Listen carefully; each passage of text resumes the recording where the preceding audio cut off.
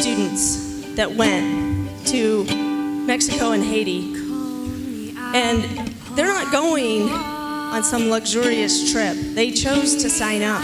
They found so much of what they felt they were missing, which was just the happiness, the joy, the things that kind of we saw in the students in Mexico. I'd first have to say that I think Mexico has showed me the love of God more than any other place. When I was going, I wasn't expecting to be changed. I wasn't sure about what to expect on this trip. You don't know what you're going into. I really didn't expect anything to get anything out of it.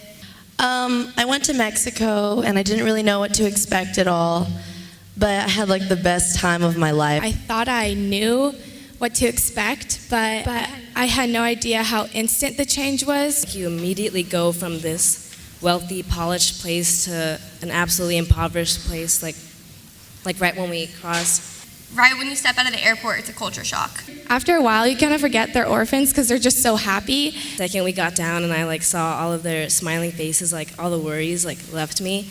And they have a genuine happiness within them, because they don't care about materialistic things like we do. Like showers. Some of us didn't shower all week.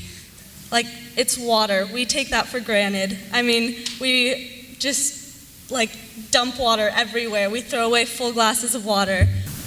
They worry about whether or not they're going to get water or food at night, and we all worry about whether or not we're going to get the new iPhone or new cars. But God placed each and every one of you on this trip for a reason. And then the week before Haiti, kind of was just everything was hitting home. And then I'd go to chapel, and it would be everything in chapel would be on a reflection of my day. I don't know, I kept just thinking hold on, just a little bit longer, Haiti's coming up. And I had wanted to go since freshman year, and things kept getting in the way, and I kept, making up excuses to not go. Sometimes God has to take us out of our comfort zone, out of our homes, out of our friends and our family, and put us in a different place to open our eyes. It seems easier because it seems like it's more urgent and there's more of a need for it there because we're not starving here and we're not on the verge of dying here. It's not more urgent to share God in any one place because we really don't know how much time we have and we really don't know where other people are at. And we can't just be timid because there are lives on the line. I'd always try to live like a good Christian life without giving any credit to Jesus, because then I felt if I could be a good Christian without Jesus. I did, and I gave my life to Jesus, which I don't know if any of you guys have had this moment, but it feels like a burden is lifted off your chest. But I said, well, I'm not nervous about flying. She's like, oh, well, why not? I said, because I have no control over it. Now, you can choose to do whatever you want on that flight, but ultimately there's things you can't control. Now, that plane's going to take off whether you want it to or not. That's not in your control. So ask yourself this, do you trust that pilot?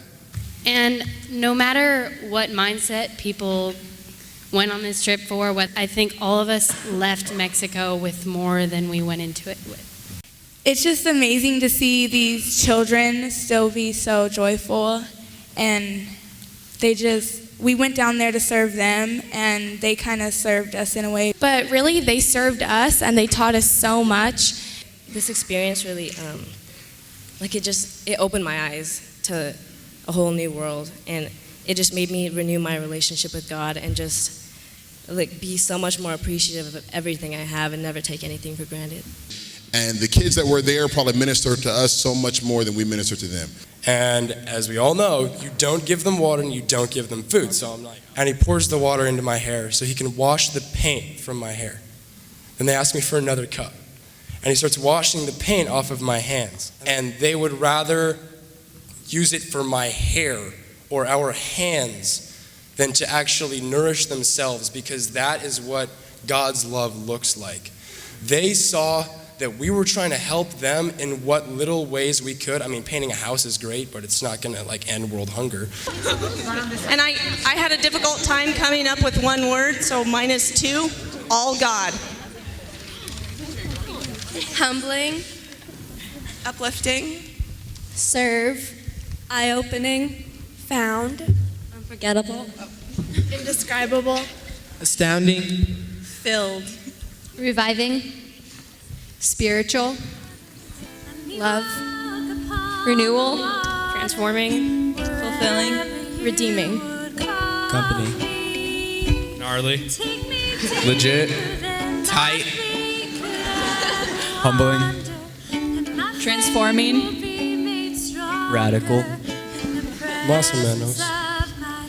renewing, closer relationship, eye-opener, born, hope, rejuvenating, revealing, refreshing, empowering, inspiring, renewed,